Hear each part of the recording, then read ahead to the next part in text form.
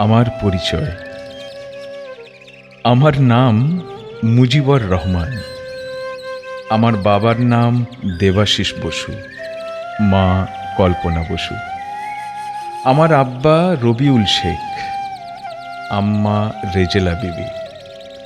আমি ছাড়া আমার আরও আছে 4 ভাই বোন। দাদা অশোক মৌলিক, দিদি শ্রীপর্ণা চক্রবর্তী, ভাই নূর আলম ও বোন রওশনারা।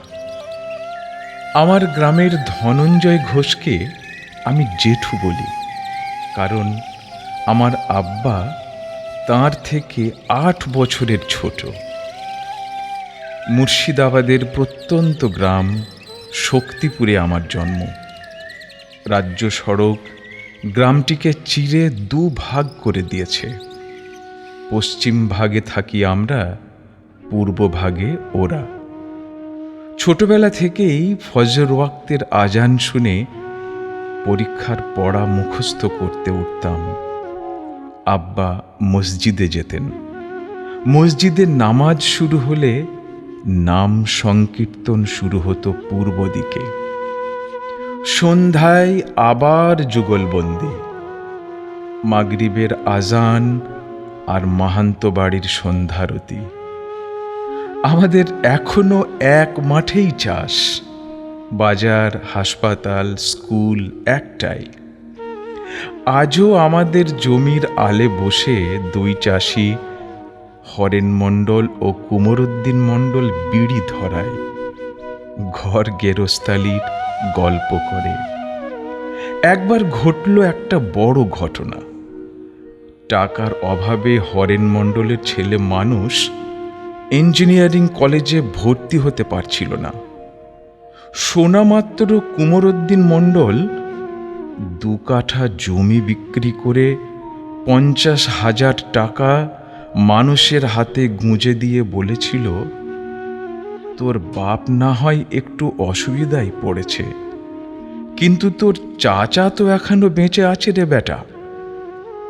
যা, মন দিয়ে পড়াশোনা কর, এই গাঁয়ের নাম তোকে রৌশন করতে হবে। শুনেছি আমি ভূমিষ্ঠ হওয়ার পর আমার মায়ের বুকে দুধ ছিল না। আমাদের বাড়ির ঠিক একটা বাড়ির পর থাকতেন প্রতিমা পিসি, 5 সন্তানের মা। হাতের কাজ সেরে এক ফাঁকে প্রতিমা পিসি আমাকে তার বুকের দুধ খাইয়ে যেতেন। শিবরাত্রির মেলা থেকে আমার জন্যে খেলনা, বেলুন, ঝুমঝুমি কিনে আনতেন। এই তো সেদিন পর্যন্ত আমার দুধমা প্রতিমা পিসি বেঁচে ছিলেন। কলকাতা থেকে বাড়ি ফিরে তাকে আগে দেখা করতে গেলে বলতেন, একদম এটা করবিনি, তোর মা রাগ করবে। কথা বলতে বলতে মুখে 2টো নারকেল নাড়ু গুঁজে দিয়ে বলতেন, শরীরের একই হাল করেছিস রে, খাওয়া দাওয়া করিসনি। একবার ঈদের ছুটি কাটিয়ে কলকাতা ফেরার সময় দেখা করতে গেছি। বুকে জড়িয়ে ধরে কপালে চুমু খেয়ে বলেছিলেন, সাবধানে যাস। আমি তখন চাকরি করি। মানি ব্যাগে হাত দিতে যাব, এমন সময় লক্ষ্য করেছিলাম তার চোখের কোনা 2টো চিকচিক করছে। স্যাঁতসেঁতে গলায় বলেছিলেন, দুধের দাম দিচ্ছিস বাবা? কাপড়ের খুঁট খুলে 20টা টাকা বের করে আমার হাতে দিয়ে বলেছিলেন, পথে কিছু কিনে খাস। আজও প্রতিমা পিসির কথা মনে পড়লে মানিব্যাগে ভাঁজ করে রাখা 20 টাকার নোটটা বের করে দেখি। করুণা সিন্ধু মিস্ত্রি আমার স্কুলের মাস্টারমশাই। ওর ছেলে শ্রীমন্ত আর আমি একই ক্লাসে পড়তাম। আমরা যেন 2 সহোদর। স্যার আমাদের দুজনকে একসাথে পড়াতে বসতেন। শ্রীমন্ত অঙ্কে খুব ভালো ছিল, আর আমি ততোধিক কাঁচা। ওই বস্তুটি কোনোদিন আমার মাথায় ঢুকত না। বিরক্ত হয়ে স্যার যখন তার লম্বা ছড়ি দিয়ে আমাকে উত্তম মধ্যম দিতেন, মৃণালিনী দেবী, স্যারের স্ত্রী, রে রে করে ছুটে আসতেন, বলতেন, কচি ছেলেটাকে ওভাবে মারছো কেন? একটু সহজ করে বলে দিলেই তো হয়।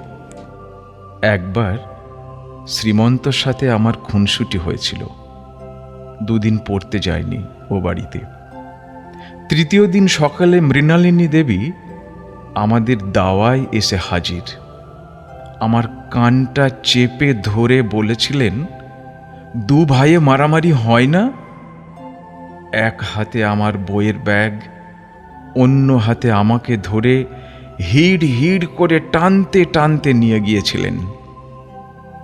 দাওয়ায় বসে আমার আব্বা আম্মা অবাক বিস্ময়ে দেখেছিলেন সে দৃশ্য। আজও আমি কলকাতা থেকে কবে ফিরব সেদিকে তাকিয়ে থাকে প্রণব, শান্তনু, সনাতন। রজব আলী যেবার হার্ট ফেল করে মারা গেল, পল্লব আমাকে খবরটা দিয়েছিল বহরমপুর থেকে।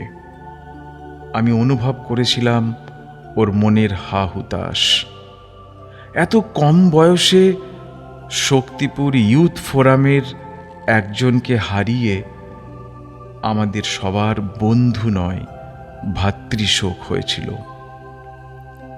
অনেকটা পথ অতিক্রান্ত, কিন্তু জগৎটা আমার কাছে আজও সেই একই রকম আছে। প্রতিদিন ফেসবুকে অশোকদার নতুন কবিতা পড়ার অপেক্ষায় থাকি। নামকরা রেডিওলজিস্ট অশোকদার সাথে একটু কথা বললেও মনটা ভালো হয়ে যায়। প্রতি ভাতৃদ্বিতীয়ায় শ্রীপর্ণাদি যেভাবে আমার মাথায় দুব্য ঘাস রেখে চোখ বন্ধ করে তার পরমেশ্বরের কাছে আমার জন্য প্রার্থনা করে, যমের দুয়ারে কাঁটা দিয়ে আমার দীর্ঘায়ু কামনা করে, তাতে শুধু আমার মনে প্রশ্ন জাগে, কেন কেন এই মানবিক সম্পর্কগুলো গড়ে তুলতে আমাদের একই মায়ের পেটে জন্মাতে হবে, একই ধর্মে বিশ্বাসী হতে হবে? আমার বাবা দেবাশিস বসু যখন লোকের দরজায় দরজায় ঘুরে আমার জন্য কাজ চাইতেন, তখন কি উনি একবারও ভেবেছেন আমার ধর্ম কি? প্রথম যেবার আমি লন্ডন গেলাম, উনি ওয়ার্ডরোব থেকে নিজের দামি ব্লেজারটা বের করে আমাকে পরিয়ে দিয়ে বলেছিলেন, আয়নার সামনে একবার দাঁড়াতো বাবা, দেখি কেমন লাগছে তোকে। ওর মুখের বলি রেখায় তখন যে অপত্য স্নেহ আমি লক্ষ্য করেছিলাম, তার মধ্যে কোথাও তো ধর্ম জিজ্ঞাসার চিহ্ন আমি খুঁজে পাইনি। আজও রমজান মাসে হালিমের স্বাদ চাখতে আমার বাড়িতে আসে মানুষ, প্রদীপ্ত, বাপ্পা, জয়িতা। বোস বাড়ির নবমীর মেনু আমার এখনো মুখস্থ, ক্যালেন্ডারে দাগ দিয়ে রাখি পরের বারের জন্য। শ্যামাদা ও দুর্গাদা, দুই মুখার্জি ব্রাদার্স, থাকেন কোলাঘাট ও হলদিয়ায়। ওনারা কলকাতায় এলে উৎসব শুরু হয়ে যায়, চা, মুড়ি, যুক্তি, তক্ক, গপ্প। গেলবার যখন আমরা তিনজনে আলমোড়া, মায়াবতী ও কৌশানী বেড়াতে গেলাম, হোটেলে তিন ভাই একই কম্বলের তলায় শুয়ে কত গল্প করলাম। রাত বাড়লে অরিন্দম স্যারের আমাকে মনে পড়ে। মোবাইলের স্ক্রিনের দিকে না তাকিয়ে মৃদু বকুনির সুরে বলি, এখনো জেগে আছেন?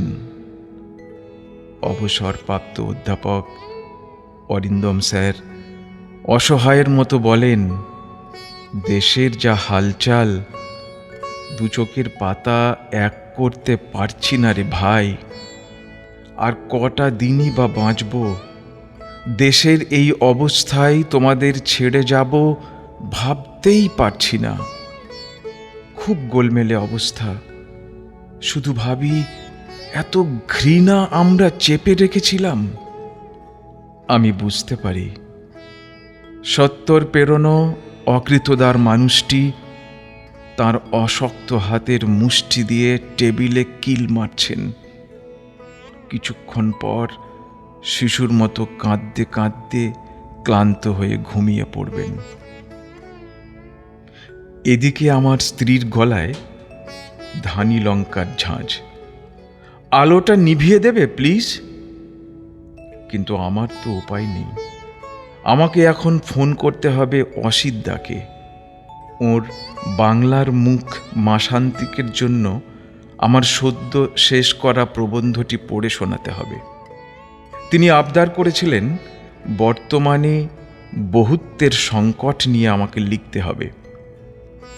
এরপর শুধু আমার একটা কাজ বাকি থাকে, রূপকথার গান শোনা। রূপকথা আমার কলেজের সহপাঠী পার্থর 10 বছরের মেয়ে। অসম্ভব ওর গানের গলা, দেখতেও ভারী মিষ্টি। ওনা যেদিন দুপুরে আমাদের বাড়িতে খেতে এসেছিল, আমি পার্থকে বলেছিলাম, আমার ছোট ছেলে আয়ানকে নিয়ে তুই রূপকথাকে দে। পার্থর 2 সেকেন্ড লেগেছিল ভাবতে। বলেছিল হ্যাঁ নেই।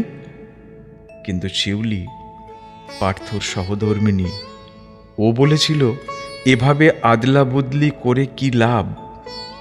এসো না, আমরা যৌথভাবে গড়ে তুলি আমাদের ভবিষ্যৎ।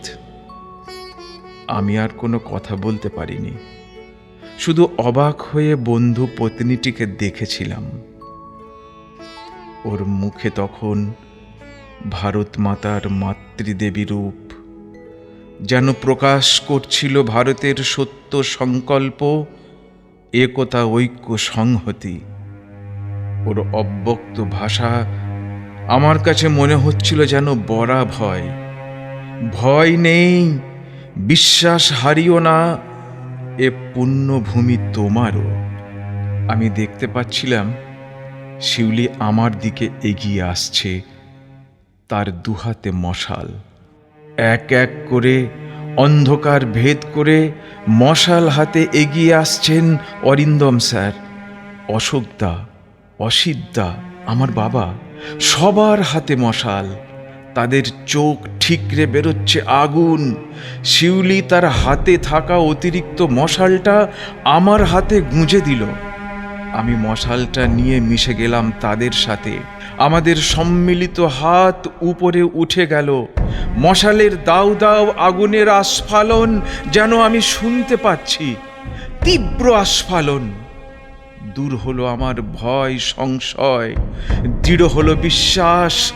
ভারতবর্ষ এক, ভারতবাসীও এক। যত্র বিশ্বম ভবত্যৈক নীড়ম, যেখানে সমগ্র বিশ্ব তার আশ্রয় পায়।